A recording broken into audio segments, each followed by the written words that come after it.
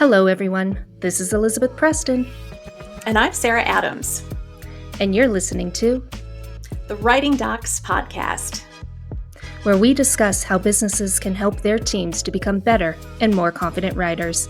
If your team needs help achieving positive writing outcomes, then contact us at 877-249-7483 or email us at info@hurleywrite.com.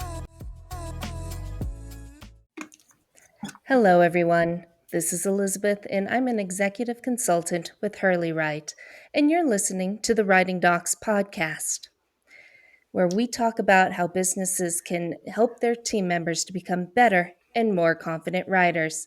I'm here with my co-host, Sarah. Hey, everybody. Welcome to the show. And I'm excited to have Chris Fenning on our podcast today as well. Welcome, Chris. Well, hello, and thank you for having me on the show. Now, Chris has managed teams of up to 100 people at once and has been in a variety of managerial positions, including head of the project management office at InMotion Hosting, consultant and senior technical project manager at Tech Systems, and project manager director senior at Anthem Incorporated. He was also a recent guest lecturer at Maastricht University School of Business and Economics in the Netherlands, and Chris is now a consultant for business communication to help professionals communicate clearly and efficiently with one another. Chris is also the author of the award-winning book, The First Minute: How to Start Conversations That Get Results, which is a step-by-step guide for clear, concise communication in everyday workday conversations. Additionally, he wrote Effective Emails: The Secret to Straightforward Communication at Work, which is the main focus of our podcast today because I'm not sure why, but emails seem to be a tough form of communication to get right. Chris, why do so many people struggle with writing effective emails? Well, one of the reasons we struggle with emails is the same reason we struggle with so many other forms of communication. We're not really taught how to do it. In fact, I'll strengthen that statement. We're not taught how to do it. I don't know about you, but my school and university didn't have lectures or courses or modules on good communication. And then we jump out of education into the workplace and we're expected to suddenly be great, or at least okay, at all types of communication. And we're just not set up for it. You know, it's interesting you say that because personally, I don't remember anything in college that taught me how to write effective emails. I don't remember anybody addressing it even. And so I want to ask, why do you think this is, or how can managers address this knowledge gap? Because as you say in your book, we spend about 50% of our work time communicating through writing. So this is a very important and critical genre to at least, I guess, be satisfactory at. Yes. Yes, it is. We do spend a lot of time. And that 50% is, of course, an average. Some people live in their email inboxes and others will barely touch it. But it is a core part of many, many jobs. As to why universities don't address it, there's a can of worms we could be opening here. But there are a couple of reasons, one of which is historical. University courses are built around helping people become specialists in particular areas. And so the curriculums are designed to produce doctors, engineers, architects, mathematicians, historians. So they focus on the specialty. And schooling prior to that gives us a broad enough range of skills and education to pick the specialties that we want in universities. And that fit the old model of working. You'd leave university or you'd leave school and you'd get a job and you'd be in it for 30, 40 years and retire. And I think everyone listening to this is well aware that that is no longer the model. The idea of having a job for life is just doesn't exist anymore. And education institutions are slowly coming around to the need for more crossover competencies, for skills that will work in different industries, but they still have to deliver that core expertise. So that's why education doesn't set us up for these skills. It's not just communication either. If universities were setting us up for life, there'd be financial management, taxes, cooking, other life skills that we would all need. And communication is just one of those very important skills that we use every day. I certainly could have used cooking to come out of college and to use some help. So we see that why there's a knowledge gap. What can managers do when they get these new college graduates in their firms, in their businesses? How can they help close that knowledge gap and set their team up for success? Yes, the first thing any manager needs to do is make sure that they have the skills to be able to support their teams. Because just because someone's been promoted to a manager doesn't mean that they are magically imbued with the skills in all of these different areas. So the first thing a manager can do is upskill themselves or make sure that they've got an appropriate level of ability, or they join their team in learning these skills, which is the second point. Find low cost but high value training. And that could be in as an author, I would say get everybody a book and read it. It could be bring people in for group training. It could be find online courses. There are lots of ways to solve the training and knowledge gap, but the managers should be doing that with their teams. And then, and this is critical to all topics, not just email communication, but once the training is done, support and reinforce over time so that these new starters can build the habits of effective communication, build the habits of clear, concise email writing, and it's not just a one and done training event.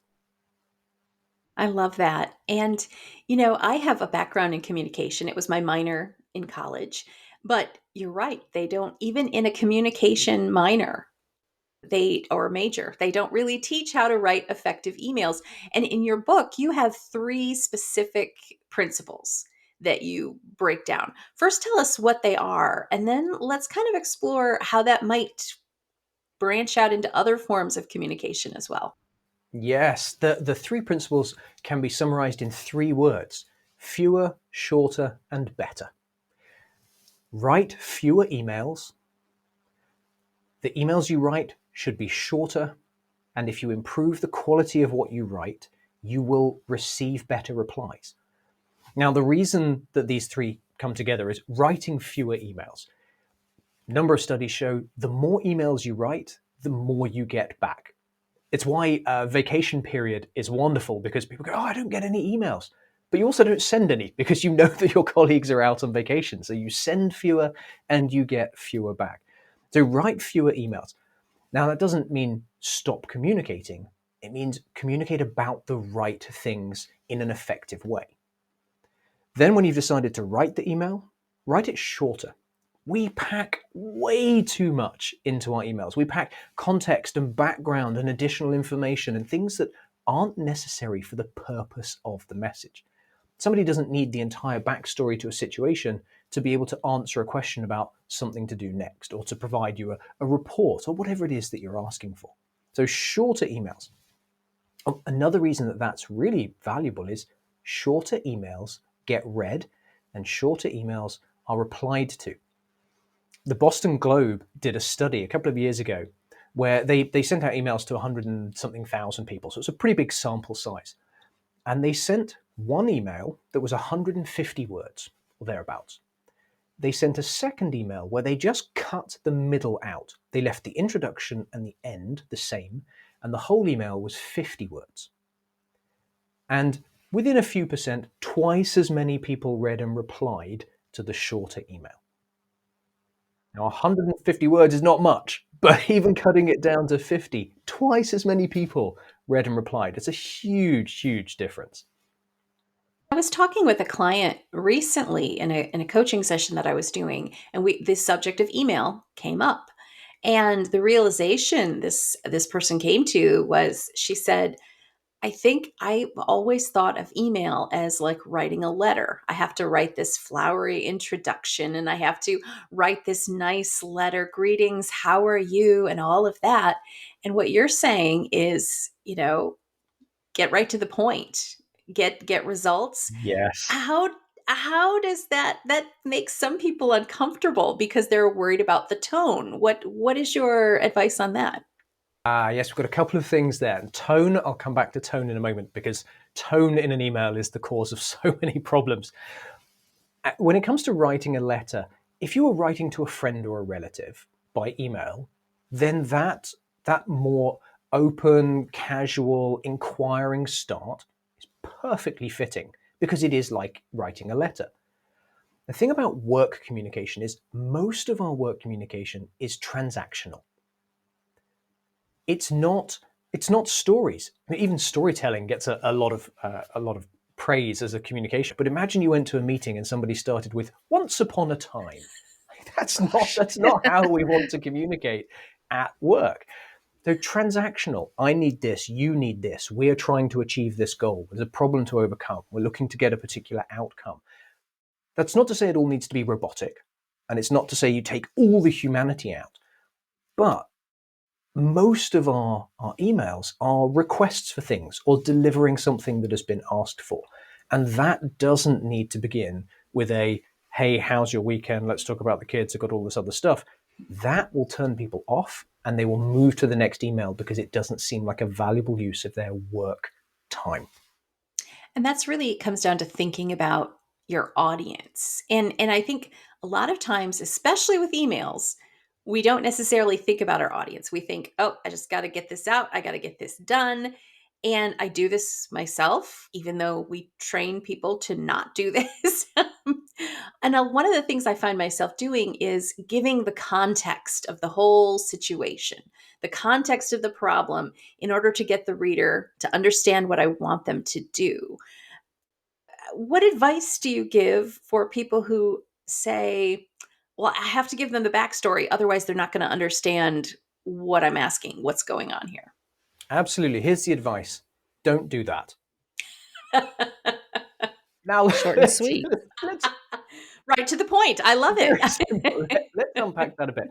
Imagine I was in the kitchen and I'm preparing dinner, and you walk in, and I say to you, "Oh, I'm trying to chop up this onion into really small pieces so that I can fry it and mix it with the minced tomato paste in here, because I'm making the base for this lasagna and so on.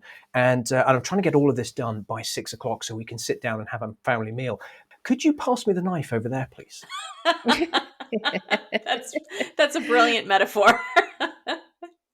Like, just, "Could you pass me the knife?" "Why?" "I'm trying to make dinner." "Oh, what do you do?" "Well, I'm trying to cut an onion." You start very, very specific, very short. And if the other person is interested or cares, you can expand. But what I've just shown you is what we do in emails. "Hey, I'm working on this project. I'm trying to achieve this thing by the end of the month. And I've been working on this, and the other team's done some of this, and this person's out, so we can't get this information. And da da da da da. By the way, do you have access to the report so I can get these numbers?" Like, just start with that. Start with, "Do you have access to the thing I need?" "Great. I need it for this project." Short description. And then if the person cares, they can ask for more information. But we believe people need to understand why, when what they really need to understand first is what. What do you want me to do? Okay. And if I need to understand more of the why, I can ask. But first of all, tell me what. And there's some science behind that, which we can go into if you'd like to, but happy to not go down that rabbit hole as well. I'd love to hear some of the science, Chris, about that. Yeah. Oh, great. Okay. Thank you, Elizabeth. So it comes down to, in conversation, there's something called working memory, and it's also known as short term memory. And this is the sort of 20 seconds that our brain is able to hold new information while it works out what to do with it. And until we know what to do with the information, our brains literally don't know which part of the brain to fire up. Because if you're being asked a question, a different part of your brain functions compared to listening to a funny story. And you'll have experienced this. I guarantee you and everyone listening to this will have experienced it.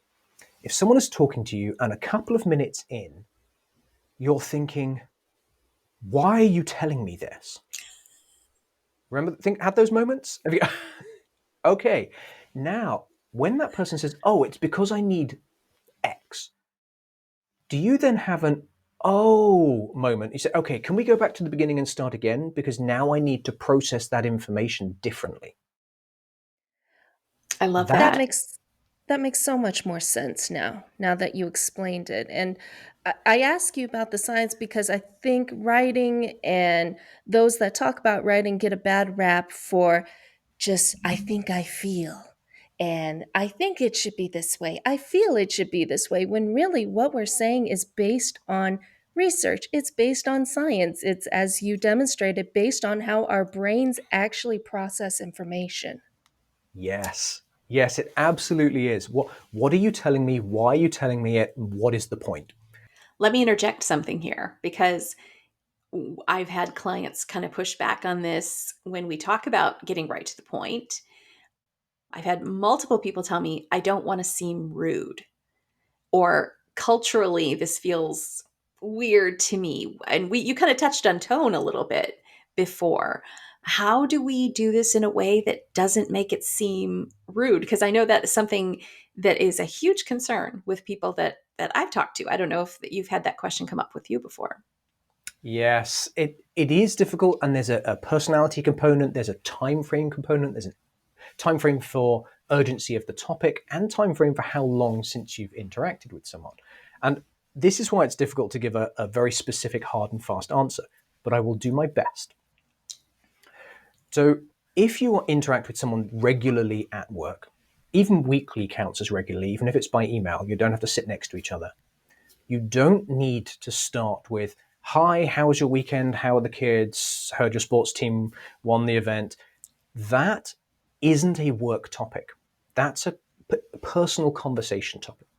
If you want to ask those things, it's great to pick up the phone. It's great to send an instant message or go and see them. But that is the purpose of that conversation, is to have the relationship building. And it's much easier to do that in person, because you can then say, oh, I want to talk to you about this work thing, but before I do, how are the kids, etc., etc. That's Mm, human interaction, and it's great. In an email, somebody opens a work email and they're in work mode. mm. Now, if it's the first time you've spoken to them or written to them in a year, start with something a little personal. Hey, it's been ages since we've been in touch. I hope you're well. I'd like to get your thoughts on X. And then you get to the topic. But very, very short. Mhm. Because if your first paragraph is all about personal stuff, they will file it under I'll read that later and move on to a different email. That's great advice. That's great advice. And I think you're right.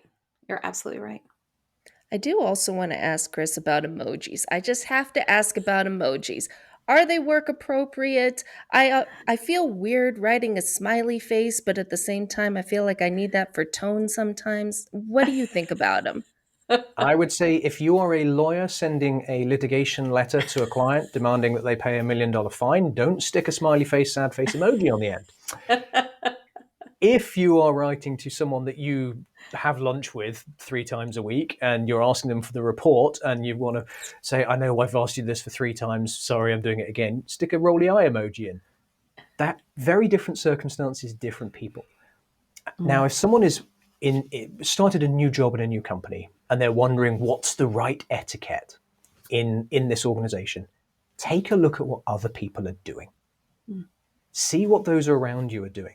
And a great way to think of this, and emojis is one, but greetings is another. People agonize over, what do I write as a greeting? And I have a preference of greetings I love or I hate. And oh, if anyone says this, it really winds me up. There's no right or wrong greeting. mhm. There are situationally appropriate greetings. The head of finance doesn't write to the head of sales and say, hey, bro, got your numbers.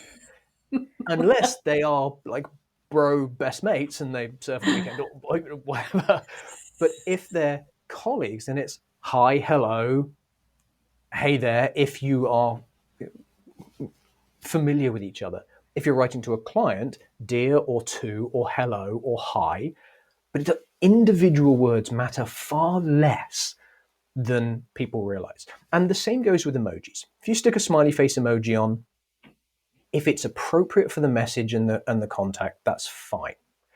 If every single line contains an emoji, you're overdoing it. Like exclamation points, it's a great thing. An emoji should be like an exclamation point. One, maybe two, only if there's a high level of urgency or a really high level of familiarity.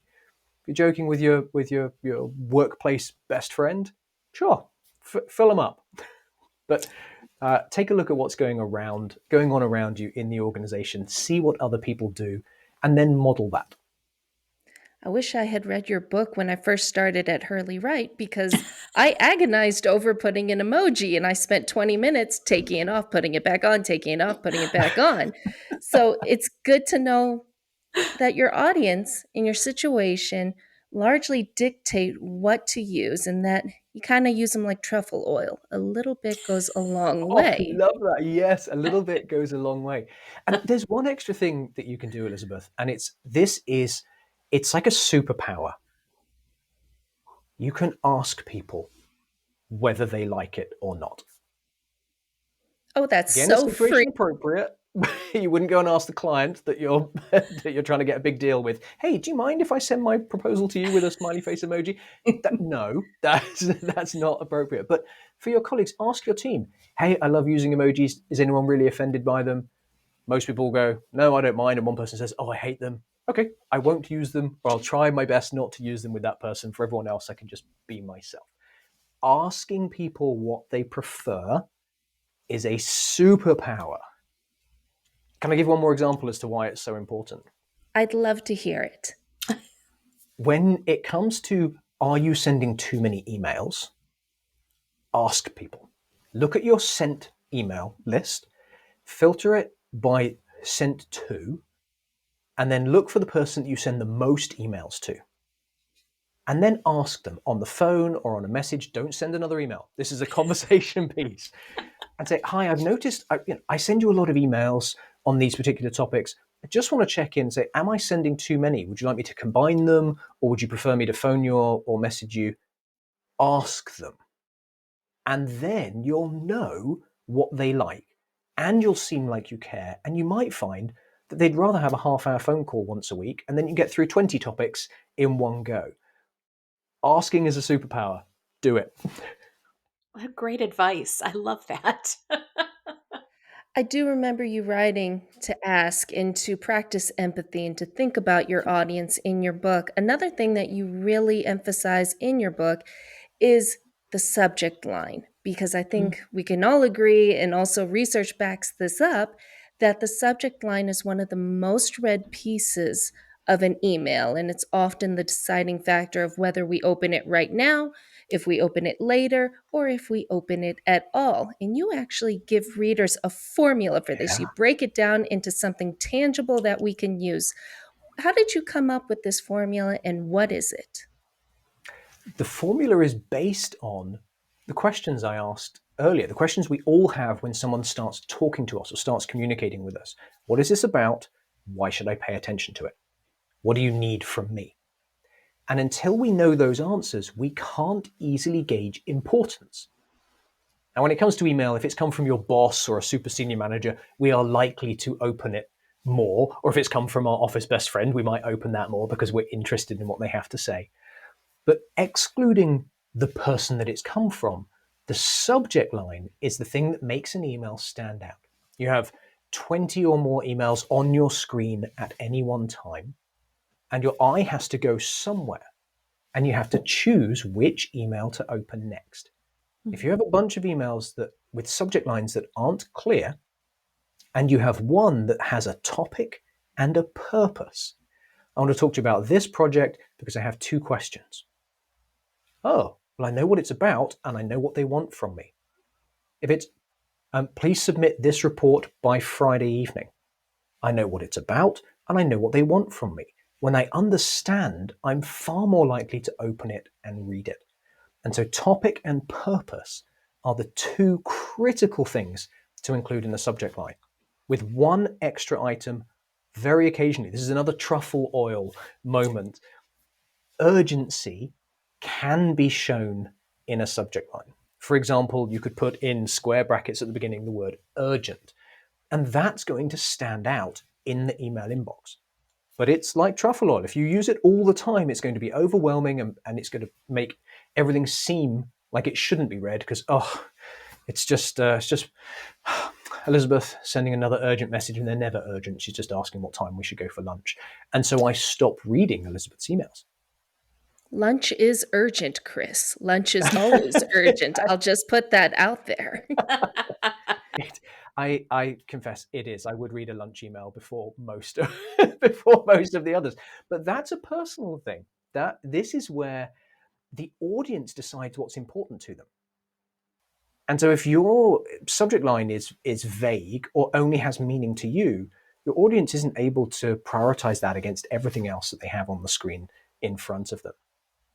So if you know that lunch is going to make someone open it, put lunch, but only if it's related to lunch. Don't bait and switch. Don't say, hey, do you want to come for lunch? And then open the message and go, by the way, I need you to work on Saturday. That's not cool. That is Do not use you are lunch as a lie.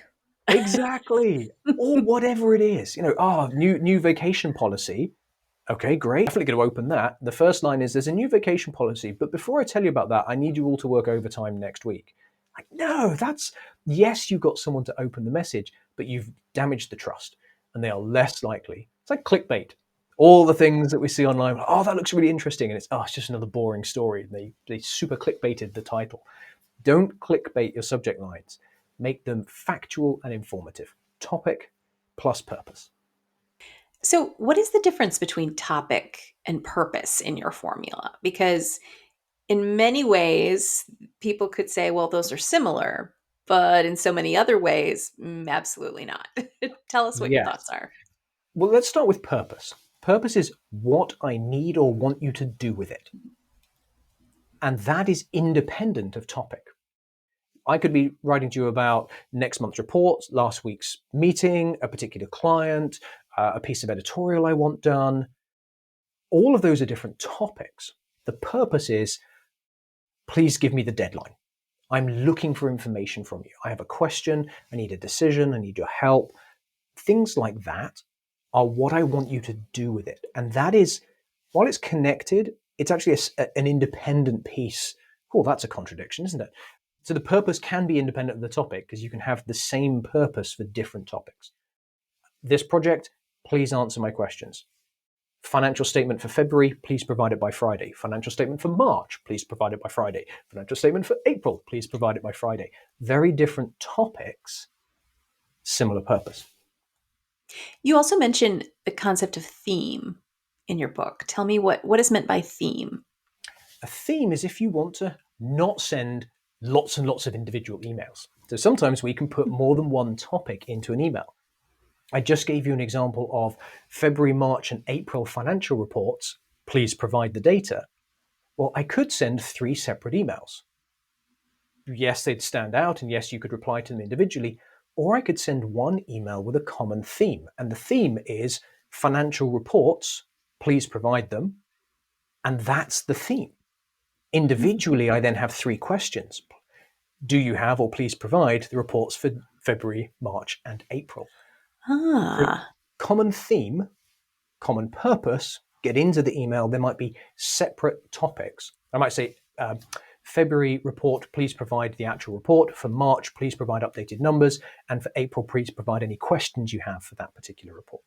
All common theme financial reports for end of month, different or similar purposes. I have questions, but very specific details within the email. well, and this probably depends on the context, but that actually kind of answers my next question, which is if I have an email with multiple topics, do I have to send multiple emails? But really, I could group them together in a theme. You can. This is the gray area. And there's a little table in the book, there's a 2x2 matrix that the answer is it depends. And it depends on the number of topics and the number of purposes that you have. So if your email has more than one purpose, hi, I'd like your advice and I'd like you to take a bunch of actions, 2 emails is usually better. If you have multiple themes, so lots of topics grouped together, separate them out. If you've got topics in a theme, they can be 1 email. If you have multiple themes, put them in a different email. And then I'm providing a lot of rules here, so there's a lot of things to remember. But I think above those, a more important rule, if you're only going to remember one about this, is that the more important or complex the topic or the purpose, the more it should be in one email. And here's what I mean by that. If I said, "Hey, we are losing our biggest client next week, and by the way, can you tell me if you're available on Thursday for the team meeting?" The chances are you're going to respond to the losing the biggest client next week and not the totally unrelated team meeting that's happening next week. Big, complex, impactful gets its own email. Smaller things that are of a similar type, you can bunch them together into a gift basket email so you're not clogging up someone's inbox. I think that's also going to, in the end, reduce the amount of emails you actually receive and send because you're not asking, hey, you didn't answer this part. Can you answer this? And there's that unnecessary email. So if you just separate it out to begin with, you don't have to worry about it. Yes, absolutely. And there's something else that we can all do in the introductions of our emails that avoid that problem that you've just mentioned, Elizabeth. That problem of, well, you only answered 2 out of my 4 questions. And the way to avoid that or greatly reduce the chance of it happening is in your introduction, say how many questions you have. Say, "Hi, Sarah, I want to ask you some questions about this particular program that we're delivering. I have 4 questions for you." And then in the email, I detail out what the questions are.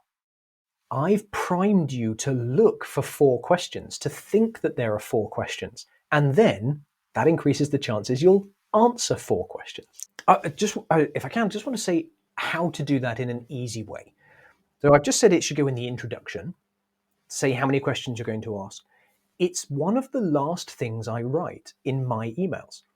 I wrote an email to my editor. I remember a book coming out in January, and I wrote an email to my editor with what I thought were 2 questions. So in my introduction, I said, "Hi, Debbie, I have a couple of questions for you." And I wrote my email, and then I realized there were 3 questions. So I went back and updated it and said, "I have 3 questions."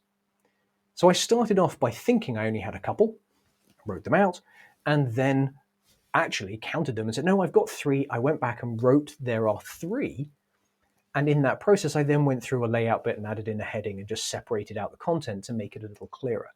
So you don't have to write it at the beginning and stick to it. You can look at your email at the end when you're doing a quick review and go back and put that at the beginning. So you literally wrote the book on writing great emails. Do you ever feel the pressure to to write to Oh, write and follow your own rules, like what you just explained? oh yes, particularly just after it came out, it was a very real pressure. I started to agonize over the emails, and I started following my own cheat sheets. Go, "Oh, am I doing this? I'm going to be judged." And now it's second nature because I'm following the rules that I documented, and it helped. And it's silly things like writing a message where I had 2 or 3 different topics, and going through, I realized while I left some white space between them and they were paragraphs, it wasn't obvious on a quick scan how many topics they were, where one began and one ended. So I remembered the layout advice that's in the book, and I go back and I put in little headings. And I start with the introduction. Hey, I've got these three topics all relating to one particular event that we're organizing. The information and a couple of questions for each are below. And then I'd put topic number 1 and write the stuff for that. And then another heading, bold it, underline it, write the questions, the information, etc. underneath that. And then topic number 3 and so on. And the simple act of putting in headings that were bold and underlined made it much easier to scan. And that's how most people read emails. They look at it, they read the first line or 2, they scan the rest, read the last line, and in that process, you're hoping they catch the critical information. So formatting and layout is how you make your information stand out and give it the best chance of being seen, understood, and then acted on. Chris, there are two things that you said just now that I think are important to pull out. One is that sometimes we get paralysis by analysis when we are writing emails or trying to follow new guidelines. But if we keep practicing at it and we give it the time to work and we don't expect immediate results right now, then it will eventually become second nature.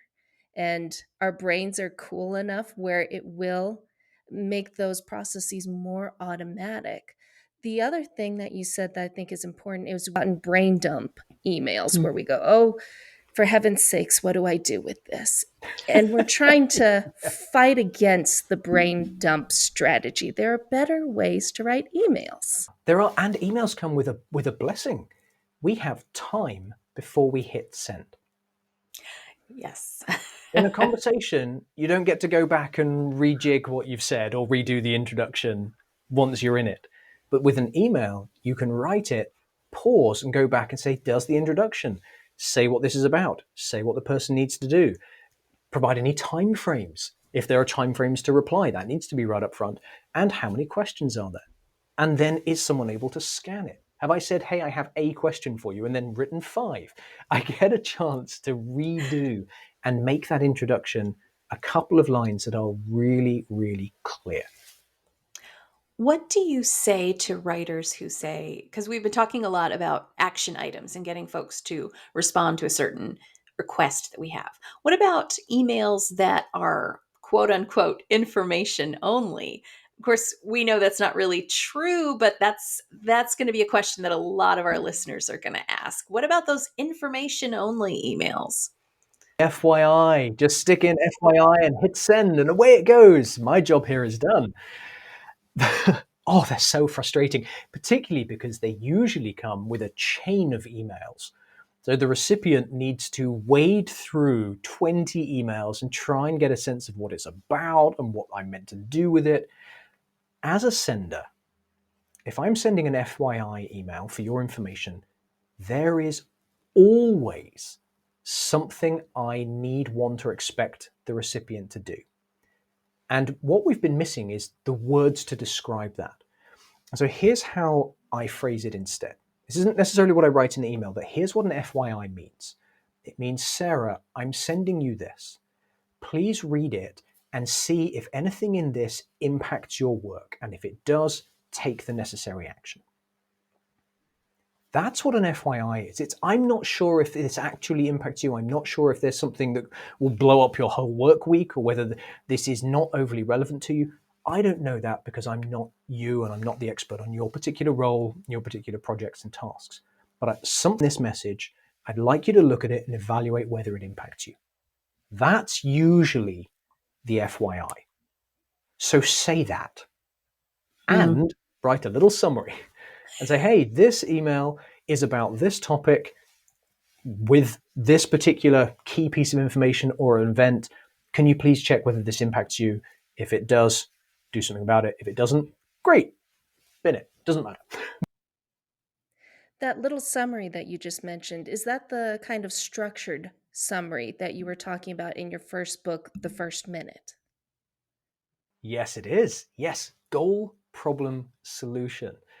And we could spend a lot of time talking about that, but goal, problem, solution is a 3-part structure to summarize anything, any work topic, and it gives the recipient critical information that they need to answer certain questions. And here's how it works. If I'm sending you an email chain, I've been having this group email discussion, and there's loads of things, and I'm sending it to a new person. Goal, problem, solution is how I can summarize that email chain. Hey, Sarah, Elizabeth, me and the gang have been discussing this particular topic. Our goal is to be ready for the client presentation next week. The problem is we're missing some critical information. As a solution, you don't have to say the actual solution words, but what I'd like is, can you review this conversation, particularly the 3rd email down? I've highlighted it for you. And can you tell me where I can find that information? Thank you. I've said what we're trying to achieve, why that's difficult, or what's standing between us and achieving it, and then what do I want to do about it? And that's summarized an entire situation, all 20 emails. It's given you a very clear idea of what's going on, what we're trying to do, why it's important, and you're much better prepared to be able to do the thing that we need. That kind of critical thinking is so important in writing in general, I think, in emails and whatever we write. And I think that critical thinking is very human. This is just my transition to ask you about artificial intelligence. There's been a lot of talk about artificial intelligence, some excitement about the possibilities, some trepidation and fears that it could replace jobs or there would be a robot revolution a la iRobot. How do you feel like AI could be beneficial for writing emails, and what are the possible downsides you see to possibly writing emails with AI? Yes, I'm going to start with the downsides. AI doesn't know what you want or need.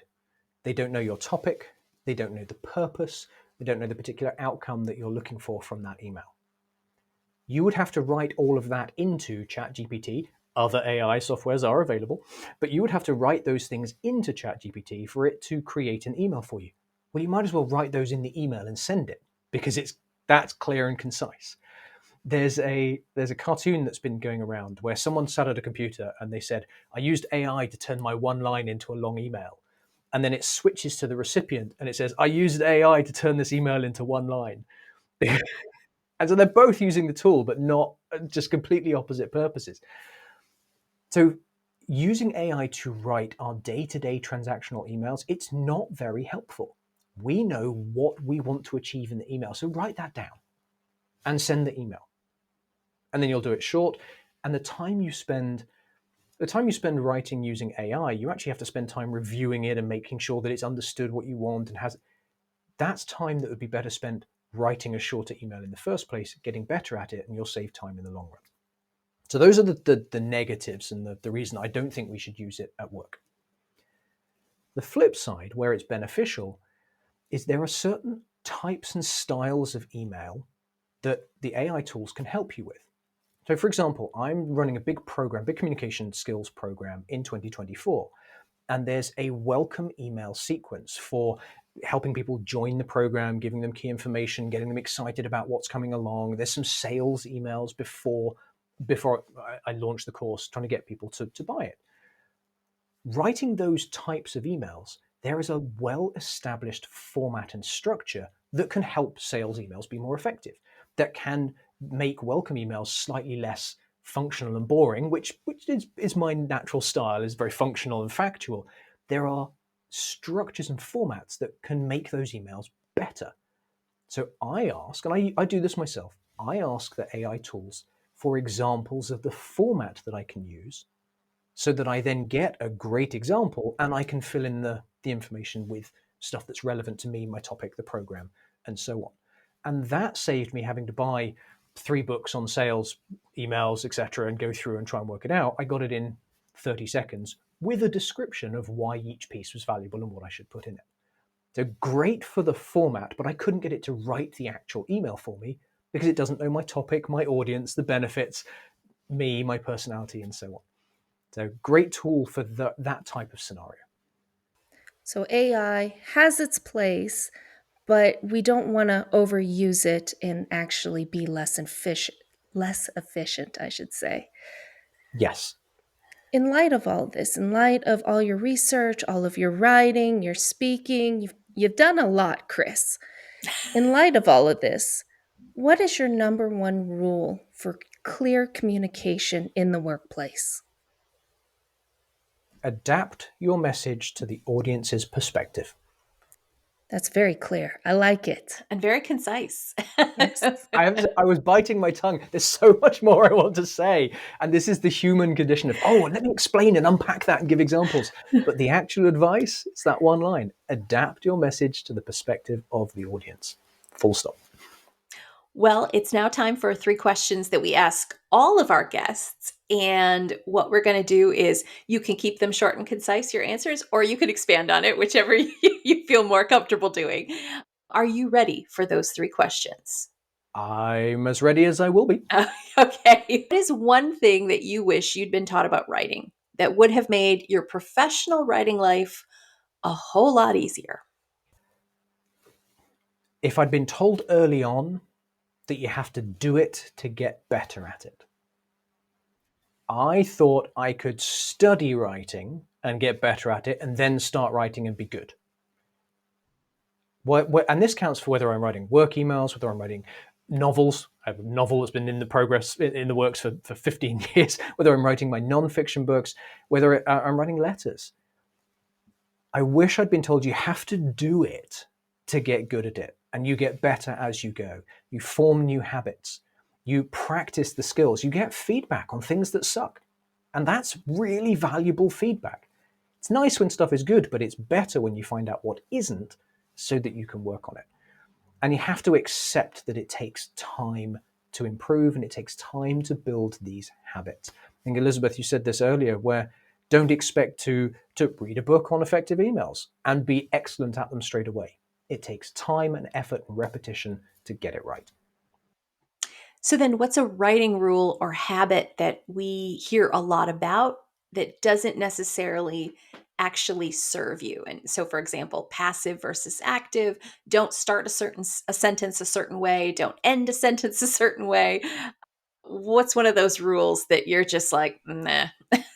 I'm laughing at the passive versus active because for work-based communications, that one is utterly meaningless. It doesn't matter.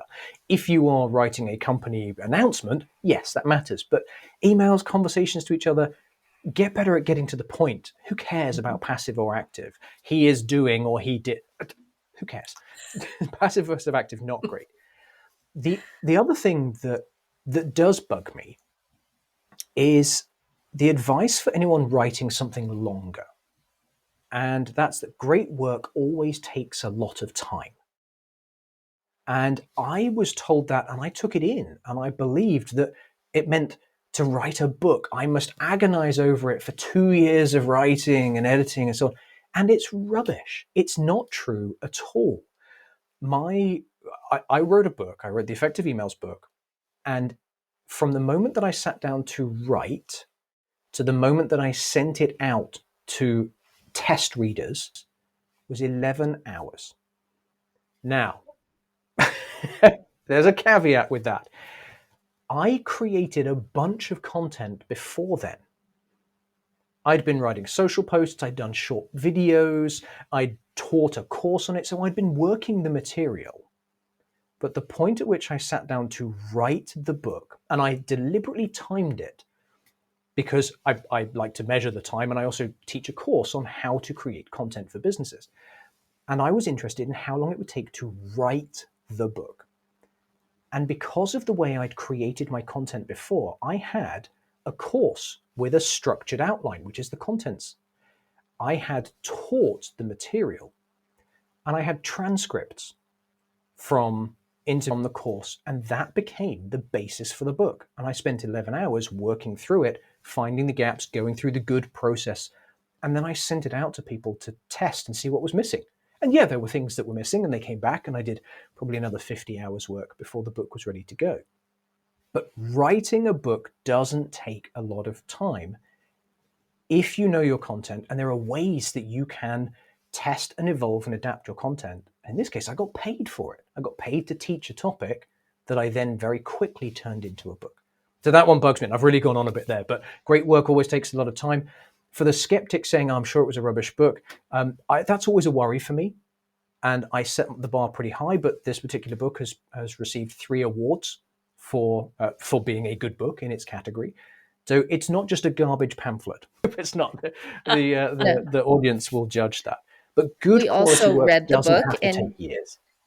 it is wonderful. Hence you being on the podcast. We wouldn't have you if it was bad. So even though it only That's took a good 11 hours, 11 hours to get to the point that I was willing to send it out to beta readers. still a What's good one book. I agree. I agree. What's one thing you wish people knew about writing, specifically writing in the business world? We talked about this earlier on. Stop providing context and background. Get to the point. That's take all the back. If you spend time writing all the background and context, copy it, move it to the end of the email. Get to the point, say what you need, and then put a line that says, if you want a little bit more information about this, you can check out what I wrote later on at the bottom of the email. Stop doing it. Get to the point. Do it in meetings, conversations, emails. Yeah, That's a good compromise too, Chris, putting it at the end. That's a great compromise to, okay, we don't have to get rid of the context. They may want it, but at least kind of respect your reader's time by giving what you need up front and putting the context at the end. We also have a segment, in addition to the 3 questions, called the doctor's diagnosis, where listeners and clients submit their writing ailments and we write prescriptions for them to fix their writing problems. So here's our listener's ailment, and we want to know what you would do to fix their writing ailment. It comes from a data analyst at a privately owned company. They say, I have a coworker who starts the majority of their emails with things like how their weekend was, how the weather is where they are, and what they're looking forward to this week. I don't mean to sound harsh, but I don't care. I just want them to get to the point of the email. Yes.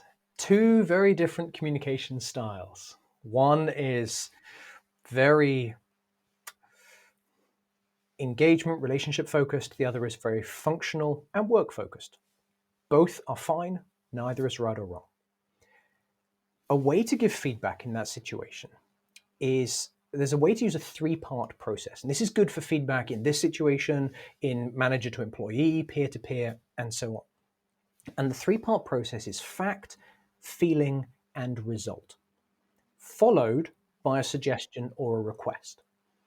And in this situation, what we could say is, from a fact, it's when you do this. So when you start your emails with lots of personal information, it makes me feel that this is not a work topic.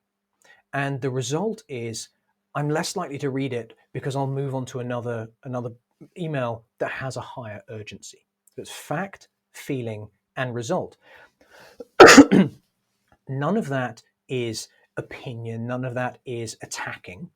This is when this happens, it makes me feel this, and my feelings are valid.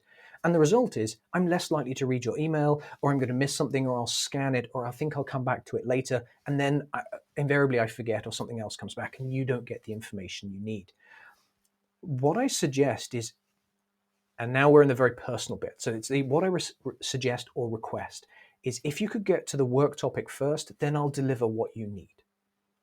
And this is where the colleague could, depending on how much they want to care or they value the relationship, could say, hey, I am interested in family weekends and so on. Perhaps we could schedule a 30-minute chat once a week and we can talk about and catch up those things so the emails are then straight to the work topics and then I can get you exactly what I need and move on with the other stuff because people are always knocking on my door.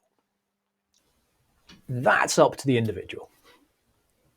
Great advice. Great advice. Well, chatting today with Chris Fenning, who literally wrote the book on great email writing and giving us lots of great advice on communication and email. Chris, I know there's going to be listeners that want to learn more. How do people get in touch with you and hear more? Well, they can connect with me on LinkedIn. That is my social hangout. If they're interested in free advice or access to my course or books, go to chrisfenning.com.